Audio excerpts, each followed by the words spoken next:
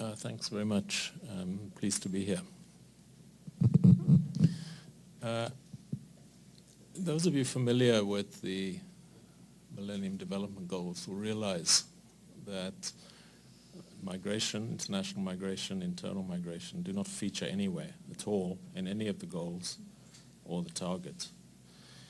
And the explanation that's usually put forward for this by the United Nations is that migration was too sensitive an issue amongst different states to be included. Now that's the backdrop, but in fact over the last decade the relationship between migration and development has become a major issue on the international development agenda. It's moved from being the concern of a quite small number of researchers in the 1990s to a key international issue. And really hardly a month goes by now without some international conference or expert group meeting or new policy manual on how to mainstream one into the other. And with the forthcoming UN high-level dialogue in New York in October this year, will be the second such event. First was in 2006. One can sense that international attention to the relationship between migration and development is ramping up again very rapidly, even within our own country.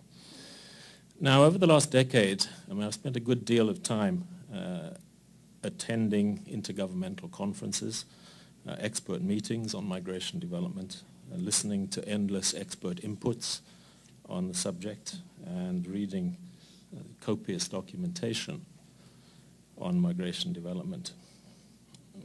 What I'd like to do is try and distill many of my thoughts and kind of lessons learned into three main observations, which I hope will be of some interest to this gathering.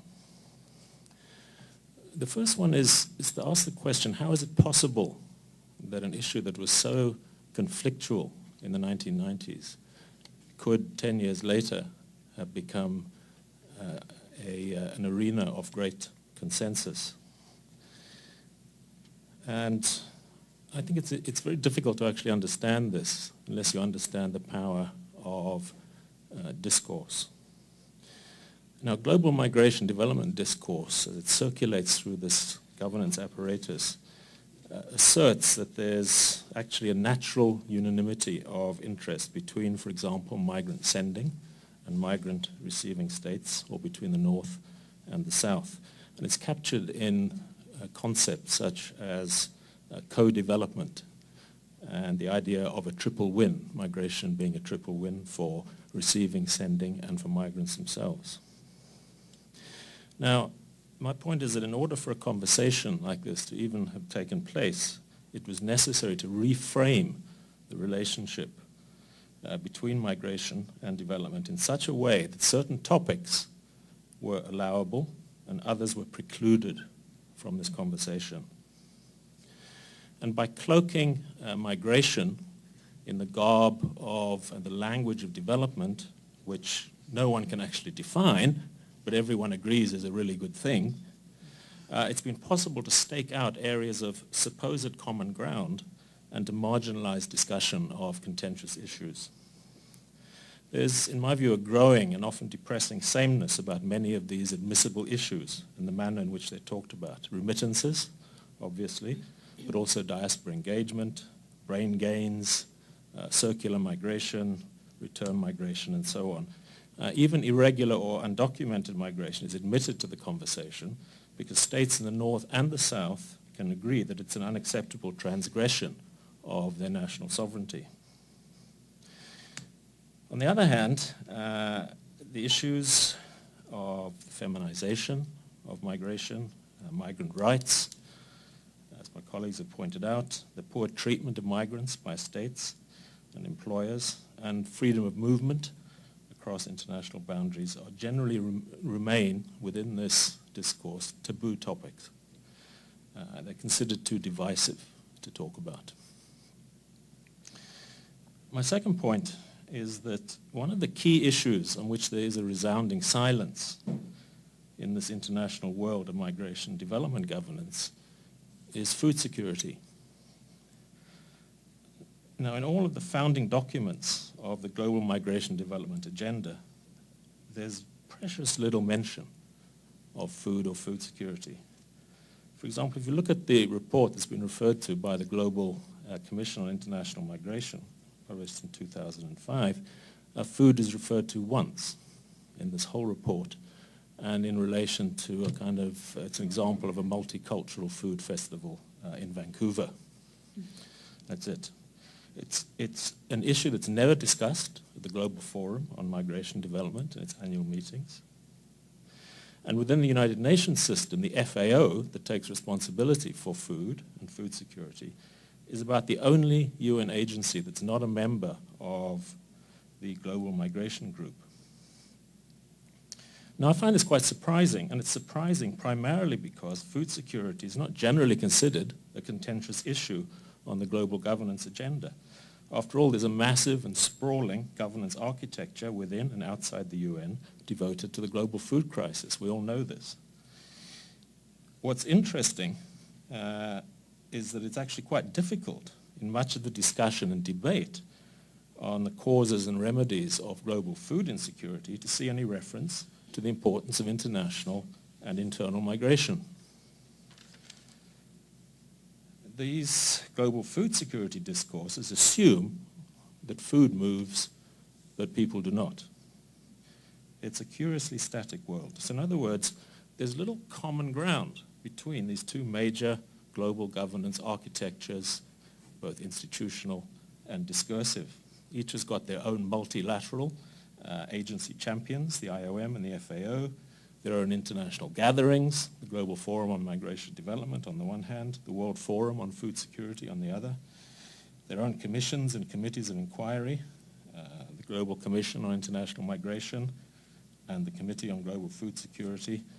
And this is replicated to a large degree in research and publications. So there is, in other words, a massive institutional and substantive disconnect between these two major development discourses.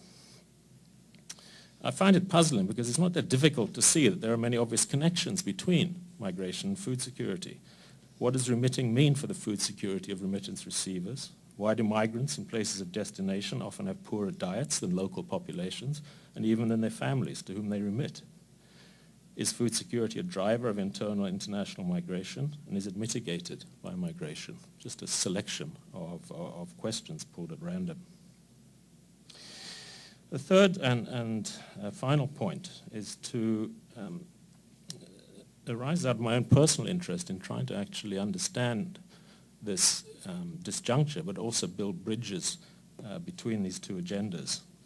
How, in other words, can migration be mainstreamed into food security research and policy making, and how can food security be mainstreamed into migration development discourse? My thoughts on this will be published shortly in an article that's forthcoming in the journal International Migration. But let me identify from the world of food security two obstacles that I see to mainstreaming migration. The first obstacle lies in the particular way in which food security itself is conceptualized. It's seen almost exclusively as a production and supply problem that can be resolved through technical inputs and support for smallholder farmers. The Alliance for a Green Revolution for Africa, for example, an organization with a lot of funding from Gates, Rockefeller, etc., was established, quote, to achieve a food secure and prosperous Africa through the promotion of rapid, sustainable agricultural growth based on smallholder farmers. The second obstacle is the tendency in emerging food security discourse, when it does think about migration, to see it as a fundamental problem. Over the last few months, the FAO has begun to pitch up at global migration meetings and conferences and make rather underwhelming expert inputs. It's clear that for the FAO, rapid urbanization and migration are seen as problems to be resolved. Rural poverty is portrayed as the cause of, quote, one report, excessive migration to urban areas with serious negative social, economic, environmental, and nutritional impact. So the FAO problematizes migration. And the idea that migration is a problem with potentially apocalyptic consequences is typical of the anti-urban bias that fuses much thinking about food security. As recently as late 2011, for example, the president of IFAD at a meeting of the Committee on World Food Security noted that, this is where I'm going to close, it's hardly surprising that young people are fleeing these areas to seek work in cities or foreign countries. Some do well, but all too many say their dreams end in bitter disappointment, poverty, and more misery. We can stem this exodus from the countryside by creating vibrant rural economies with a range of employment activities where young people can build good lives and invest in the communities where they live. Personally, I find it hard to imagine a more myopic and reactionary view of the modern world, and one that's so at odds with the contemporary reality of global mobility. I've never in all my research in Africa found parents of kids who felt that they were educating their children, this is in the countryside, in order that they could live a good farming life in the countryside. Nor have I met any young person under the age of 20 who wanted to stay in the countryside and farm on their smallholder plot. Thank you.